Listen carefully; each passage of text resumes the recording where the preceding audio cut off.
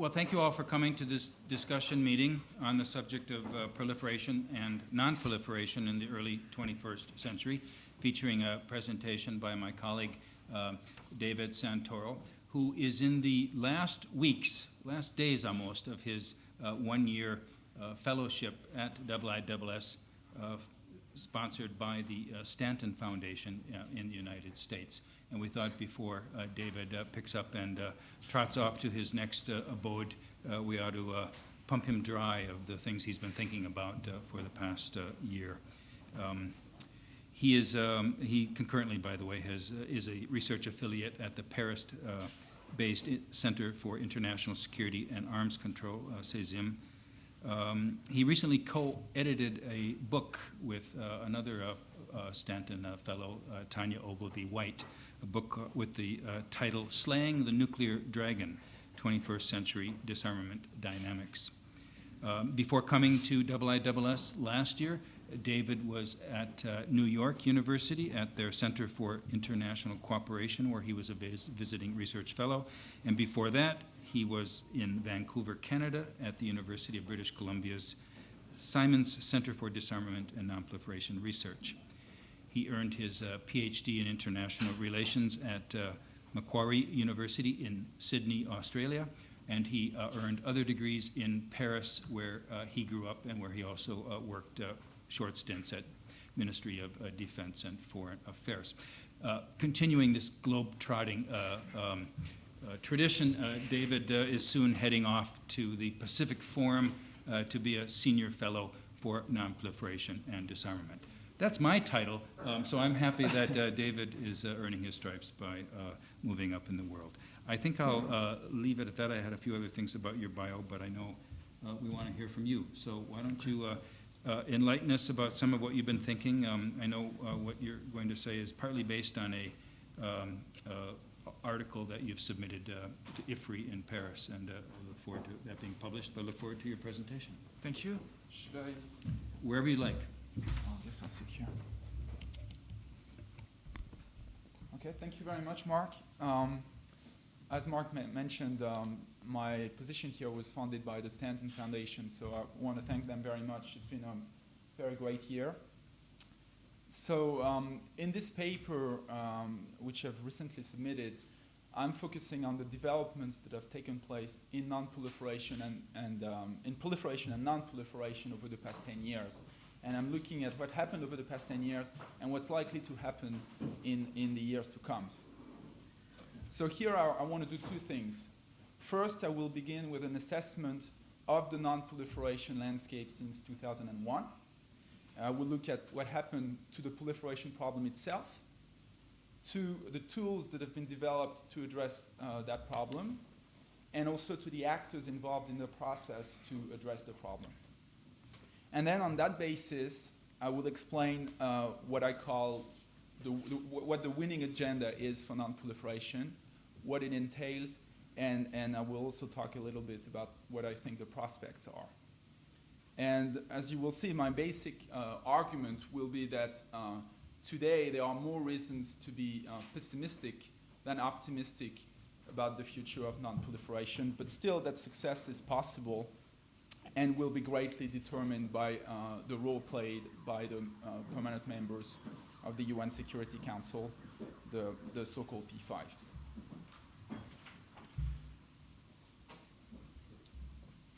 Okay, so first let me begin with a review of the non-proliferation landscape since 2001. For a start, proliferation challenges over the past 10 years have increased in number and also in type. 10 years ago, you had essentially the main proliferation challenges were North Korea and Iraq. And since then, we've still had pretty much that type of defiant behavior. It's basically stayed with us, still North Korea, Iran, and until 2002 with Iraq. But what we've also seen is the emergence of what I call silent proliferators with Syria, Myanmar, and until 2003 with Libya, which are basically states that have conducted suspicious activities in full secrecy and raised concerns about their intentions and capabilities to become full-fledged and defiant proliferators in their turn. We've also been confronted with what I call light breachers with South Korea and Egypt, which are states that have failed to report activities that they were legally entitled to report, but then cooperated with the proper authorities to basically resolve the issues at hand and satisfied, again, the proper authorities that there is no further cause for concern. A new proliferation challenge has also emerged. This is what I call the problem of proliferation by non-state actors. So obviously it's not a new problem, but it was essentially after 9/11 and after the revelations of the AQCAN network that greater attention has been paid to the activities of individuals and non-state organizations. And finally, of course, the so-called three-state problem has remained with us. Now, obviously, India, Pakistan, and Israel are not in non-compliance with the NPT because they haven't signed it, but are basically argue that they still represent a problem for the regime because the regime is meant to be all-inclusive. Now, let me turn to the tools that have been developed to address these proliferation challenges. Over the past 10 years, for a start, the non-proliferation regime has strengthened considerably in its reach, and it has been endorsed by additional parties. And this is true in all weapon domains, in the nuclear field, just like in the bio and chemical field.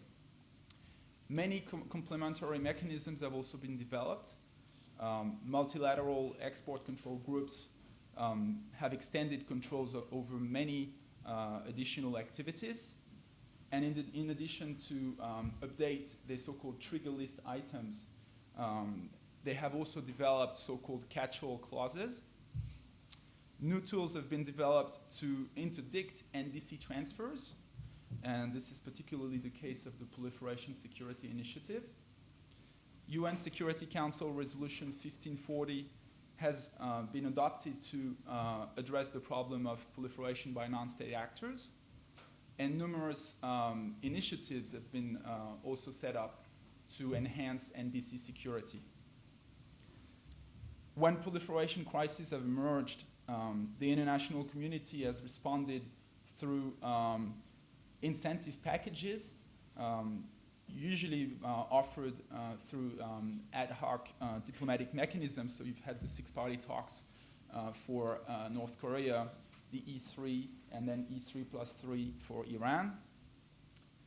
Unilateral and UN sanctions have also been used against North Korea and Iran, and so has military force against Iraq, and then later against Syria. Now, let me look at how proliferation management has played out among the major stakeholders.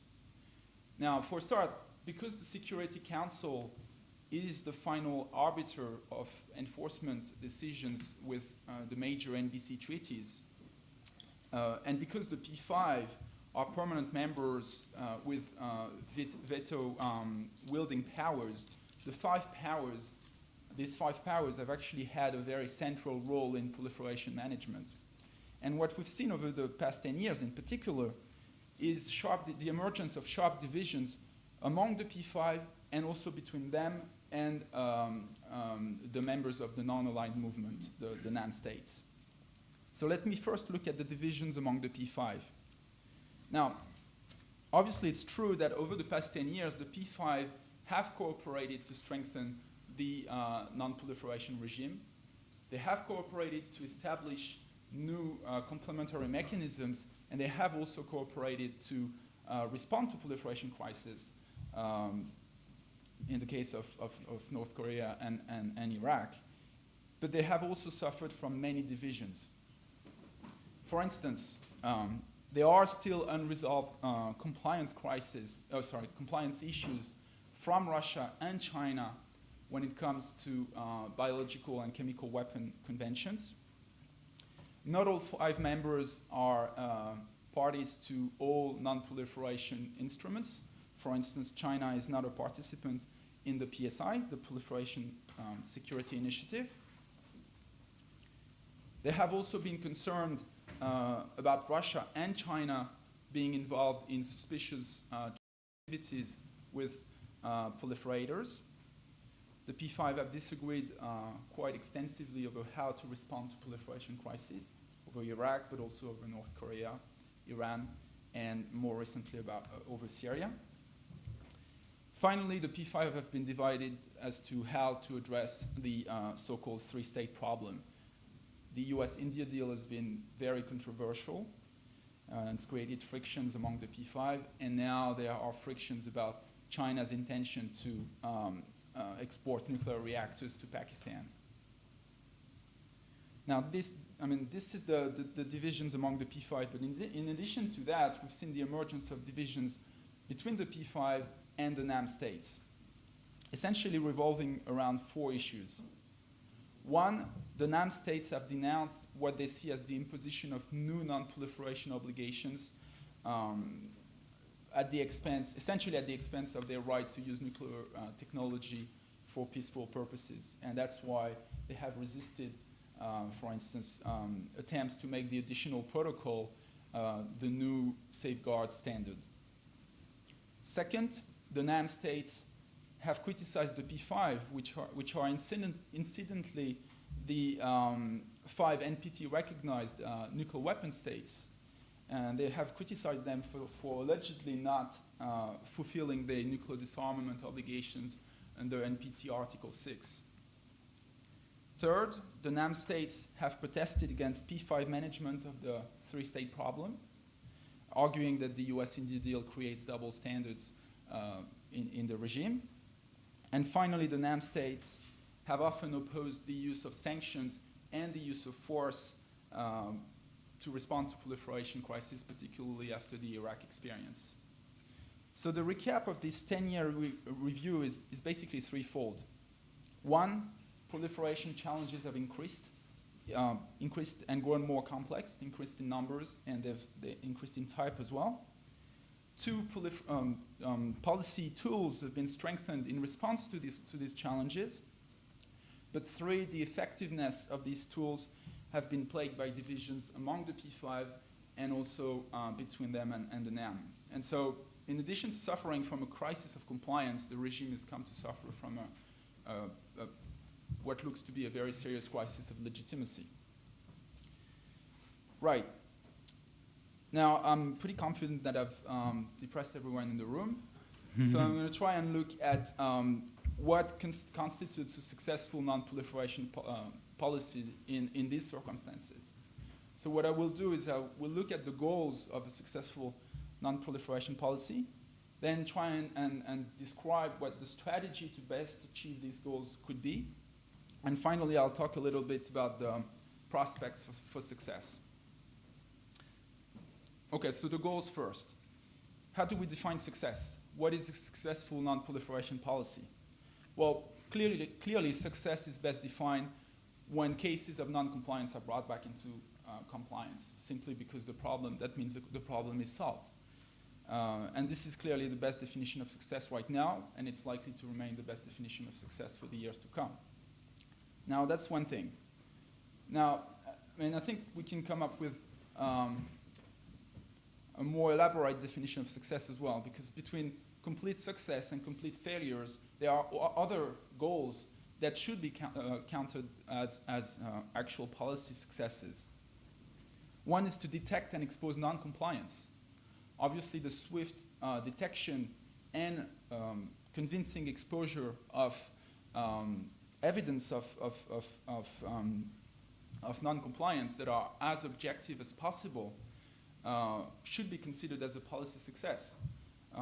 For instance, if you're in a position to say that Myanmar is or isn't in non-compliance with its nuclear nuclear safeguards, nuclear non-proliferation obligations, then this should be counted as one clear success.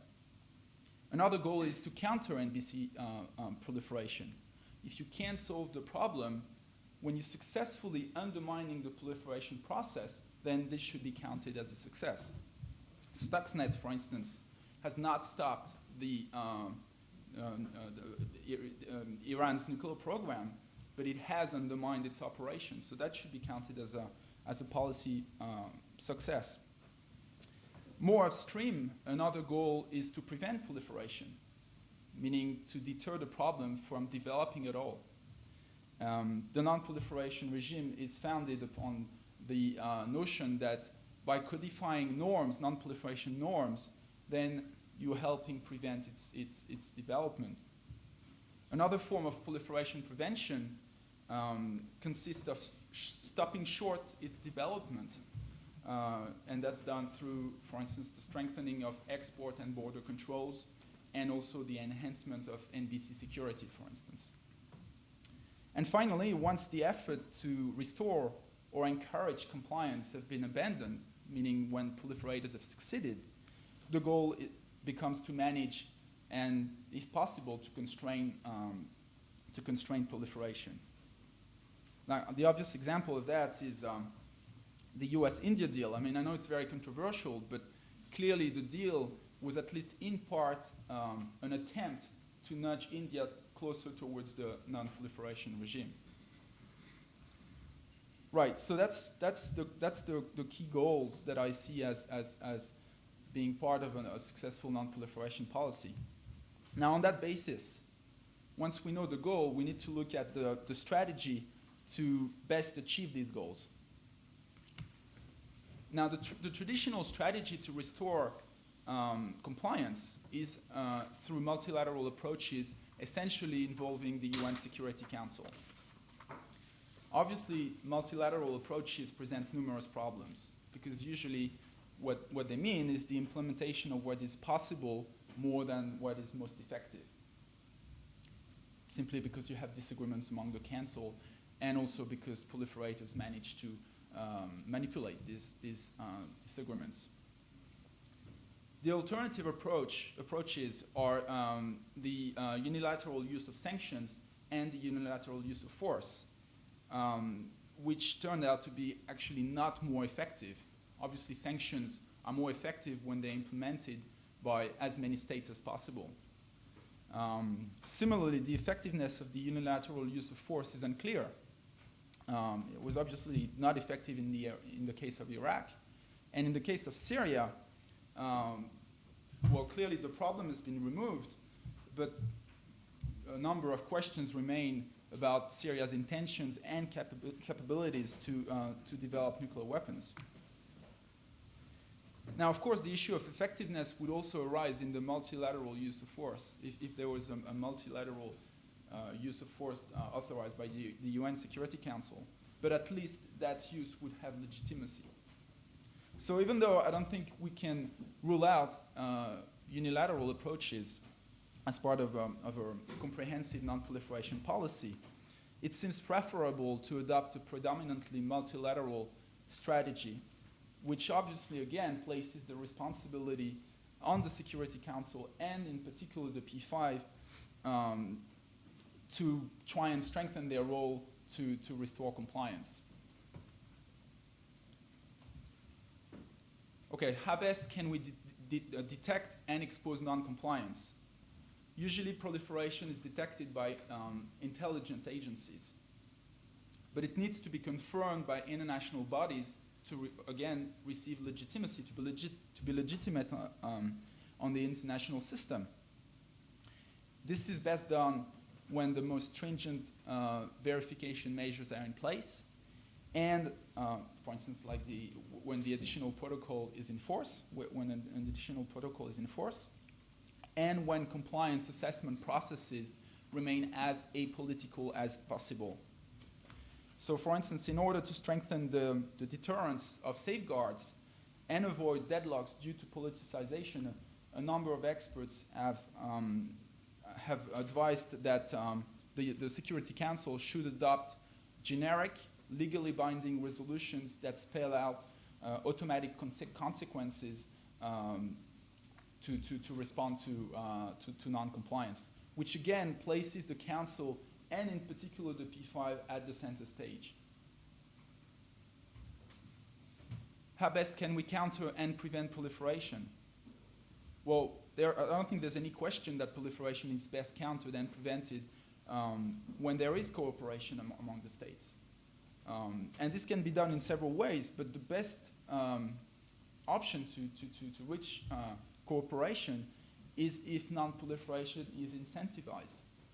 And given current political circumstances, there are several ways you can do that. One would be for the main nuclear exporters, and in particular the P5 that are nuclear exporters, to support the nuclear energy programs of the states with strong non-proliferation credentials, and states that are actively participating to counter-proliferation initiatives. Another incentive could be for the P5 to show as a group that they're actually honoring their commitments to move towards nuclear disarmament. How best can we manage and constrain proliferation? Again, there are many ways, but it seems to me that the best way to do so is when this strategy actually produce results that do not impede on the credibility of the non-proliferation regime. And as you know, there have been many discussions about whether or not the US-India deal actually does that. Again, much of the responsibility to deal with non-proliferation failures falls on the P5 as the main treaty enforcers. Failing to restore or encourage compliance is one thing, but failing to actually come up with legitimate damage limitation strategies is a major problem for the future of non-proliferation. So what this shows is that the strategy to best achieve each of the goals that I've outlined, it needs to be both effective and legitimate in current political circumstances, which again really places the P5 at the center stage. Okay, so now in these circumstances, how likely is it that the P5 will cooperate on proliferation? Well, I argue that currently there are two ongoing shifts in international power structures that seem to suggest that prospects for cooperation and therefore more success are quite uncertain. First, there is a power shift among the P5 from the three Western states, the US, the UK, and France, to China and Russia, which over the years, and in particular over the, well, not over the past 10 years, but over the years, have shown less commitment to non-proliferation than the three Western states, both for geopolitical and commercial reasons and other reasons as well. So what this suggests, this power shift, what this suggests is that we're likely to see less, not more, cooperation among the five. For instance, recently, last June, we've seen China and Russia voted against the decision of the IAEA Board of Governors that finds Syria to be in non-compliance with its NPT obligations. Similarly, China's handling of North Korea's provocation in 2010 seems to suggest that a strong response from the P5 is, again, unlikely to happen. And more generally, the P5 do not seem prepared as a group to establish trade-offs between non-proliferation and disarmament. The second thing is that I think there's a power shift to new emerging powers as well. And it's likely to affect non-proliferation policy. So far, the emergence of Brazil, South Africa, India, Turkey, and others has actually not triggered changes in current arrangements of international security organizations. Now, I think it would make sense to see changes, strictly from an equity perspective.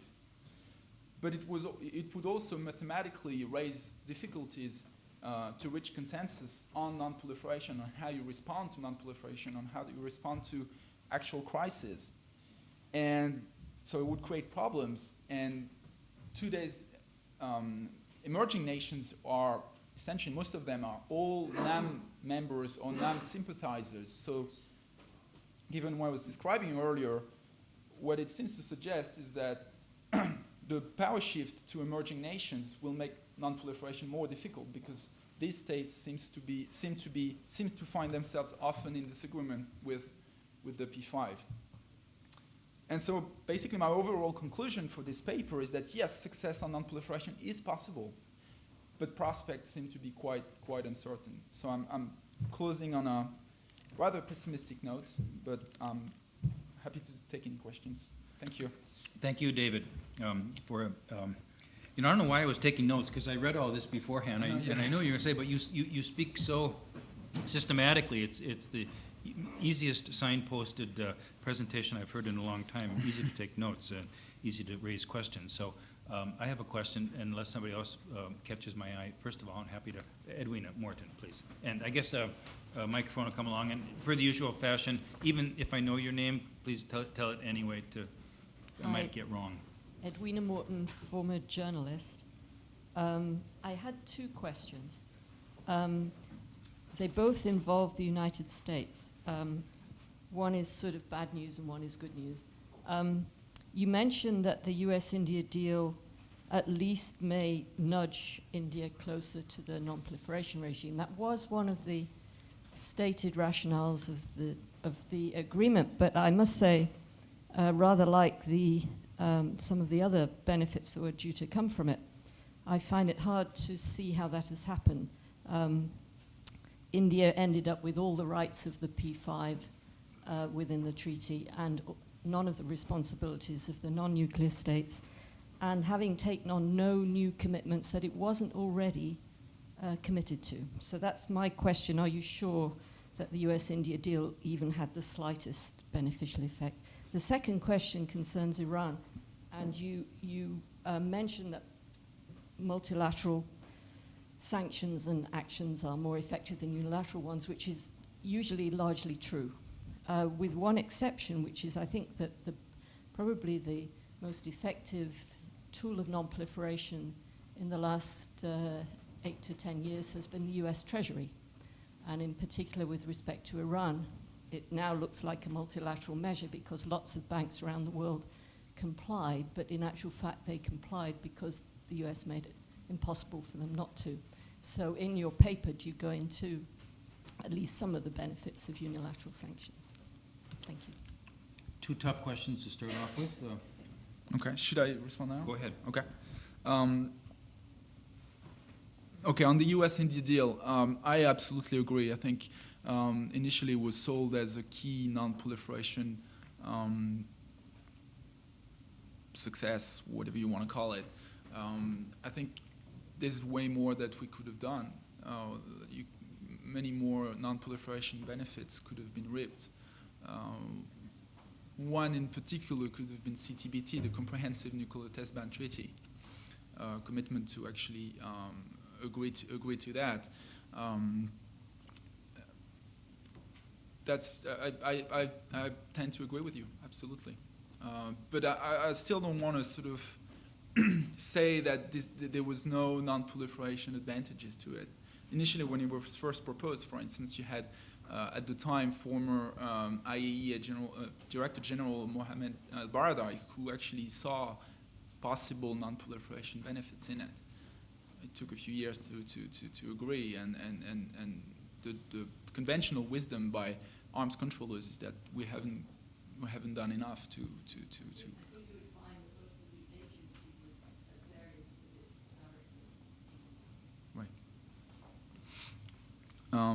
on Iran, in the paper, no, I actually don't go into much details about the U.S. Treasury role, but I, again, agree that a lot has been done, particularly over the past year and a half, year and a bit, about how that role has enabled, has forced cooperation on sanctioning Iran or on restricting what can be done, what kind of trade can be done with Iran, absolutely. But in the paper itself, no, I do not go in depth. I think Mark has in a recent article in Survival with Dina Esfandiari.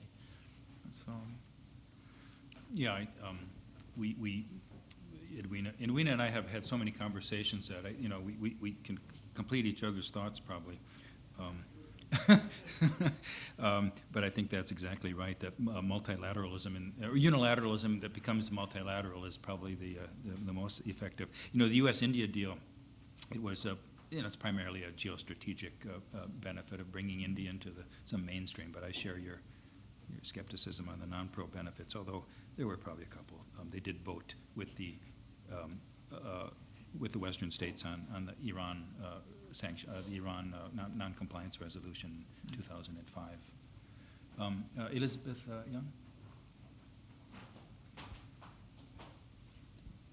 Elizabeth Kennett, a.k.a. Elizabeth Young. A very long time ago, 30 years I think it was, or even longer, I wrote an Adelphi paper on the Non-Proliferation Treaty in retrospect and forecast. And what was quite interesting then was the United States negotiating position. It was quite clear that they would prefer there to be no way of the existing nuclear powers being required to do anything themselves.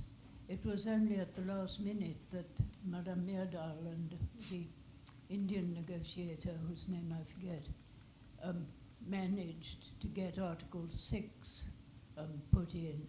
It wasn't there in the original drafts.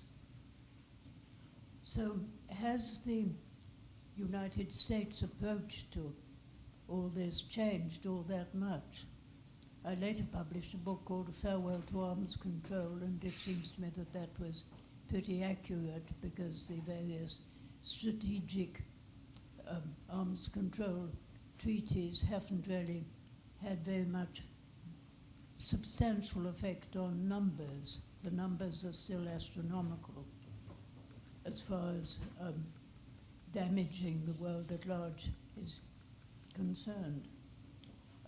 How do you account for the United States collaboration, in effect, with Israeli nuclear weapons? I find that very strange.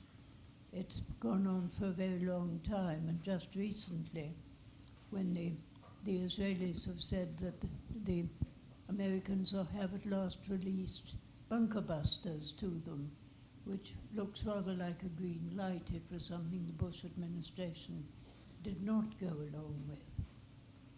So where next? The Israelis have been very clear about what they wouldn't put up with. Are they going to take non-proliferation actively into anti-proliferation? They seem to not exclude that as a possibility. Thank you. Questions about the United States? Okay. Have they changed at all? And Israel? Okay. Has the United States changed on Article 6 in particular? I think they have. I think the United States absolutely has changed on Article 6, particularly over the past, well, basically since Obama has been elected. There's a clear vision set out that the goal of moving, at least moving towards a goal of free of nuclear weapons is part of the nuclear, is actually, you can find it in the Nuclear Posture Review. So it's actually quite a major step. And also in the Nuclear Posture Review, you have nuclear proliferation and nuclear terrorism that are identified as the key threat to the United States.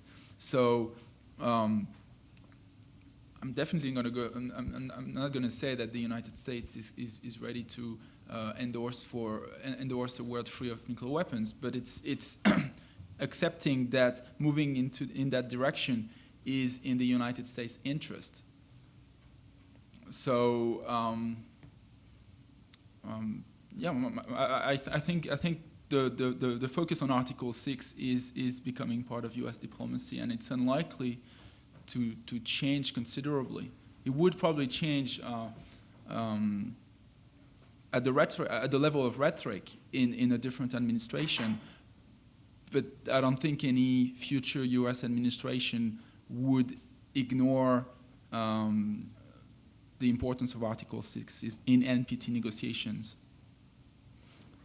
That's the first thing. On Israel, well, it's really hard to say. I don't actually address it directly in the paper. It's really hard to know. Obviously, Israel has a different threat perception than the United States by virtue of its geographical location. I don't address it directly in the paper.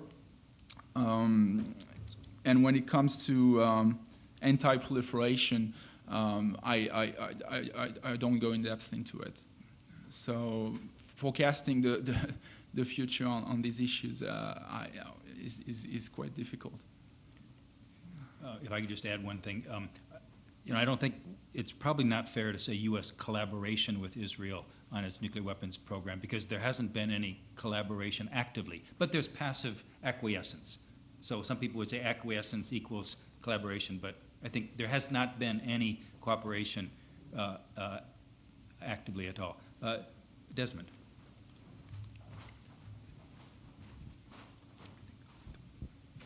Desmond Byrne, a member here at IISS. I just wonder whether I could ask you a question about this rift within the P5. And we sort of talk about it fairly glibly as though it's a sort of given that that's how life is. This is power politics, and it's the shift in terms of geopolitics. But there's a sort of very fundamental thing about security and the threat to security through proliferation. And I just wonder what sort of analysis you've done to sort of understand what it is that drives that rift, and whether there is a prospect or possibility that actually some of that rift can be healed by a sort of more direct insight into the security threat. I mean, I've heard Russians say repeatedly over the last 10 years that they're just as concerned about a nuclear Iran as anybody else. And after all, they share a border and they're next door, and they're just as likely to be a target. So,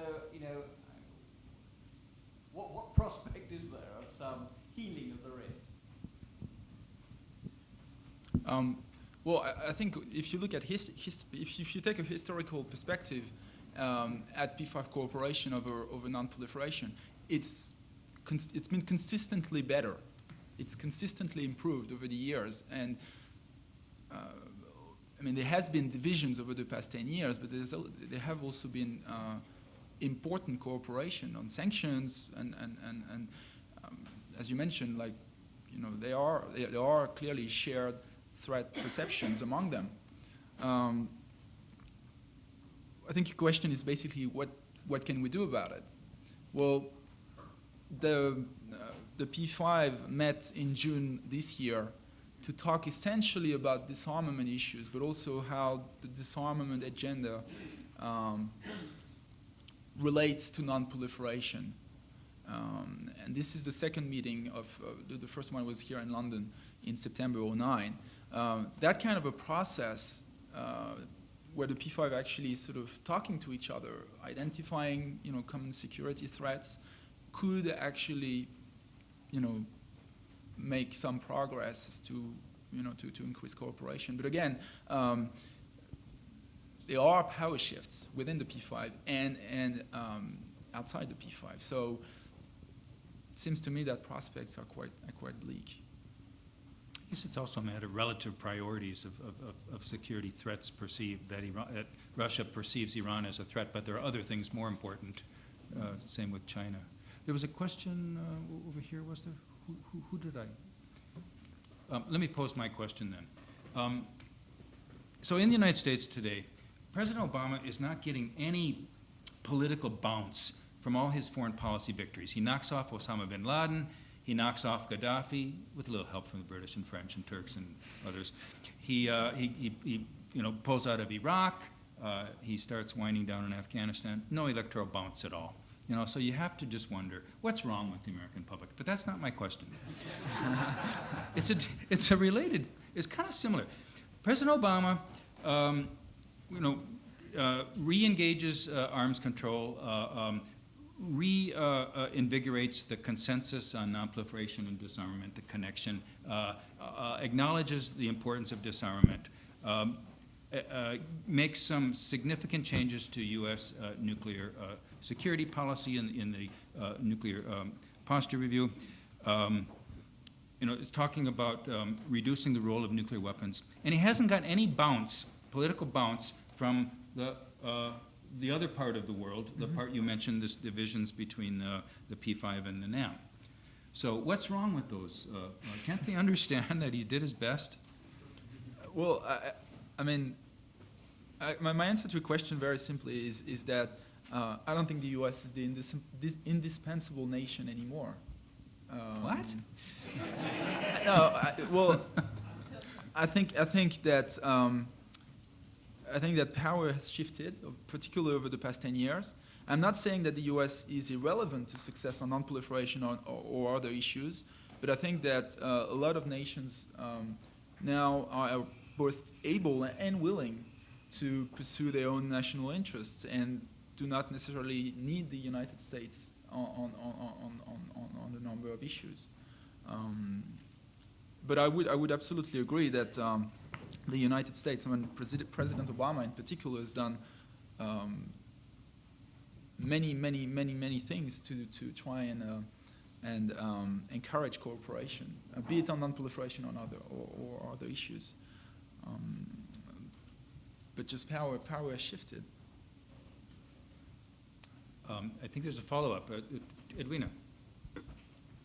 I just wanted to follow that up because I think 10 years ago, when you could have described the US, certainly described itself as a necessary power, I would argue it probably still is, but you would have had the same reaction. And I think that what you're looking at is something very different. It's not about the rise of South Africa, Brazil. It's about a dynamic in the disarmament business, and I call it a business. For decades, people have used disarmament as a slogan without really having much to put behind it and without wanting to concentrate on the difficulties of actually reducing and eventually eliminating these things if that is the goal. And I think the problem is, one of the problems is in this business, that anything above zero is simply not regarded as enough. And it is incredibly demoralizing, whichever side of the debate you're on, if you're genuinely interested. So I don't think it's to do particularly with the shift, or that might actually add to the problem. I think the problem's been there right through the whole process. I think, well, one of the problems that I had when reading the final document of the 2010 NPT REFCON is I think Action 30 seems to condition progress, like the acceptance by non-nuclear weapon states of additional non-proliferation measures to the complete elimination of nuclear weapons, which basically is a non-starter because it's not going to happen overnight. The disarmament process is going to take a long time, and one of the things that needs to be done is to actually negotiate more realistic bargains on non-proliferation and disarmament. And I would agree that particularly over the past 10 years, there has been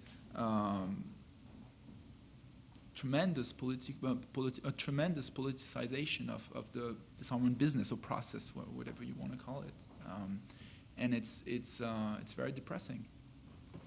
But I still think that there are very real shifts in the international system that probably have played a large part in explaining current dynamics. Okay, we've gone from discouraging to demoralizing, and we need somebody to ask a uplifting last point here to end on. I think that you did point out, though, that there have been a number of new strategies adopted, and these are continuing. So some of those intermediate goals that you mentioned, we shouldn't lose sight of those, and those some real successes have been made there. So I'm hoping that the Myanmar case, that we can at least find out what the heck is going on there and find it in noncompliance or not, or adhering to its obligations, but they need more transparency, definitely. I don't see any hands raised, so I think I may, oh, yes I do, sorry, Tom. Hello, Tom Plant, Foreign and Commonwealth Office. You suggested the benefits of multilateral arrangements over unilateral arrangements. So I just wondered how multilateral you mean, given Mark's point about Myanmar just now. For example, a limited multilateral fora such as ASEAN, or potentially in the Gulf Cooperation Council. Given what you said about the rift in the P5, do you see a greater role for smaller multilateral organizations in non-proliferation? Absolutely. I think more power absolutely needs to be given to regional organizations, and that's true of ASEAN, that's true of the Arab League, that's true of a whole lot of regional organizations. And this could be an interim way of generating multilateral cooperation. In the Asian continent in particular, strengthening the role of the ASEAN Regional Forum, the ARF, is definitely something we should look to do. And that's true of non-proliferation and disarmament, but of a range of other issues as well. Well, thank you all for coming to hear David in his final presentation, but not your final day. We're going to get 2 more weeks' work out of you before you head off to Hawaii. And so please join me in thanking David for